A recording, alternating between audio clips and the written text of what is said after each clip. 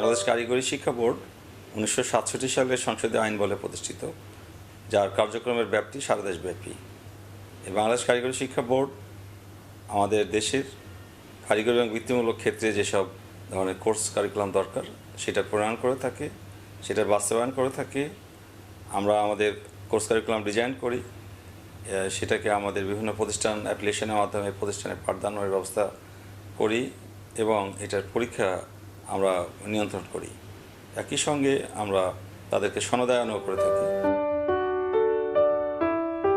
বর্তমান সরকারের লক্ষ্য যে কারিগরি ক্ষেত্রে আমাদের এনরোলমেন্টকে 20% উন্নীত করতে হবে।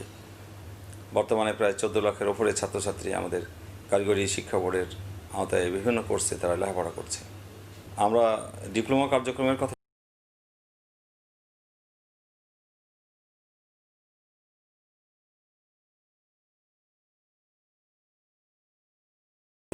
উপসহকারী প্রকৌশলী হিসেবে নিয়োজিত হতে পারে, ইন্ডাস্ট্রিতে কন্ট্রিবিউট করতে পারে, নিজেও ইন্ডাস্ট্রি দিতে পারে অথবা নিজের কর্মসংস্থান করতে পারে।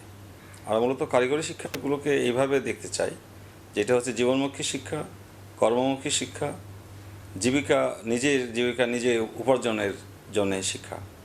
এবং আমরা আরও দেখি উন্নত বিশ্বের দিকে, যে দেশ কারিগরি শিক্ষায় যত বেশি উন্নত তারা কিন্তু আসলেই তত বেশি উন্নত। আপনি জাপানের কথা চিন্তা করেন, আপনি জার্মানের কথা চিন্তা করেন, আপনি আমেরিকার কথা চিন্তা করেন, এসব দেশ উন্নতিতে পৌঁছেছে কারিগরি শিক্ষা দিয়ে।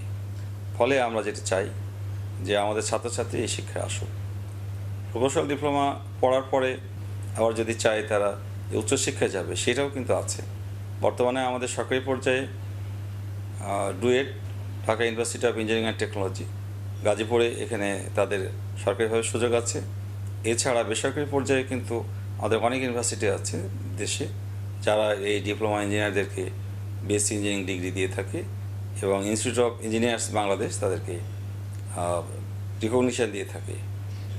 একই সঙ্গে সরকারের যে পরিকল্পনা আছে সেটা হচ্ছে যে রংপুরে এবং চিটাগাংয়ে আরও 2টি ইঞ্জিনিয়ারিং কলেজ করা, যেখানে শুধুমাত্র ডিপ্লোমা ইঞ্জিনিয়ারগণ এখানে বিএসসি ইঞ্জিনিয়ারিং করার সুযোগ পাবে। ফলে আমার মনে হয় যে এটা নিয়ে দ্বিধাদ্বন্দ্বের কোনো অবকাশ নেই যে আমাদের গ্র্যাজুয়েট যারা বেরোবে ডিপ্লোমা ইঞ্জিনিয়ার হিসেবে তারা কোথায় উচ্চশিক্ষা করবে। তারপরে ইচ্ছা করলে তারা তো মাস্টার্স করতে পারে, পিএইচডি করতে পারে। ফলে ক্যারিয়ারের দিকে যদি চিন্তা করে কেউ এখানেও আছে, আবার অন্যদিকে জীবিকার কথা যদি চিন্তা করে আর উপার্জনক্ষম যদি হতে চায় সেটাও কিন্তু এখানে সম্ভব। আমাদের সরকার আরও যেটা চাচ্ছে যে প্রতিটি উপজেলা পর্যায়ে আমাদের টেকনিক্যাল স্কুল এবং কলেজের বিস্তরণ করা। বর্তমানে সরকারি পর্যায়ে 64টা আমাদের টেকনিক্যাল স্কুল এবং কলেজ আছে এবং আরেকটা প্রজেক্টের মাধ্যমে আমাদের আরও 100টি উপজেলায় এটা নির্মাণ কাজ শুরু হয়েছে এবং খুব শীঘ্রই এর কোর্স শুরু হবে এবং পর্যায়ক্রমে অন্যান্য উপজেলাগুলোতেও এটা বাস্তবায়ন হবে। এবং সবাই জেনে খুশি হবেন যে সরকার কিন্তু এখন আমাদের 23টা জেলায় সরকারি পলিটেকনিক ইনস্টিটিউট নাই, কিন্তু এই প্রজেক্ট ইতিমধ্যে গৃহীত হয়েছে এবং এটা নির্মাণ কাজ শুরু হলে পরে আমাদের ছাত্রছাত্রীরা সেসব প্রতিষ্ঠানে যেতে পারবে। একই সঙ্গে আমরা এটুকু বলতে চাই যে আমাদের কিন্তু বেসরকারি পর্যায়ে বেশ প্রতিষ্ঠান আছে, সেগুলো প্রায় 460-এর ওপরে। ফলে তারা যদি বেসরকারি পর্যায়ে এইসব প্রতিষ্ঠানগুলোতে যায় সেখানেও কিন্তু তাদের আমরা আরও জোর দিচ্ছি যে শুধু প্রাতিষ্ঠানিক শিক্ষা না, ইন্ডাস্ট্রির সঙ্গে তাদের যাতে সংযোগ গড়ে ওঠে। একইভাবে আমরা বিভিন্ন জব ফেয়ারের ব্যবস্থা আমরা করছি, আমরা ইন্ডাস্ট্রির সঙ্গে আরও ক্লোজলি কাজ করছি। এই লক্ষ্যে আপনারা হয়তো অনেকেই জানেন যে বাংলাদেশের যে এনটিভিকিউ আমরা বলি জাতীয় দক্ষতা কাঠামো, যেটা আমাদের সেটা দক্ষতা কাঠামো প্রণীত হয়েছে এবং আমাদের মিউচুয়াল রিকগনিশনের জন্য চেষ্টা করছি আমরা যে আমাদের দেশের যারা প্রকৌশলী হবে, ডিপ্লোমা প্রকৌশলী, তারা বিশ্বের অন্যান্য দেশে যেন সহজেই অবজার্ভ হতে পারে, হয় কাজের ক্ষেত্রে হোক অথবা উচ্চশিক্ষার ক্ষেত্রে হোক। যদি বলি অস্ট্রেলিয়ার কথা, তাদের সঙ্গে আমাদের কিন্তু এর লক্ষ্যে কাজ চলছে।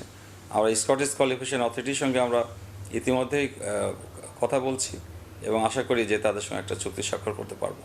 সাকোয়া, যেটা সাউথ আফ্রিকান কোয়ালিফিকেশন অথরিটি, ওনাদের সঙ্গে আমরা যোগাযোগ করেছি। আমরা ফিলিপাইনের যে অথরিটি আছে তাদের সঙ্গে আমরা যোগাযোগ করছি। ফলে আমাদের যে গ্র্যাজুয়েট যারা বেরোবে তারা আমার মনে হয় যে শুধু দেশেও না, তারা বাইরের বাজারেও খুব সহজেই কিন্তু তাদের অবদান রাখতে পারবে।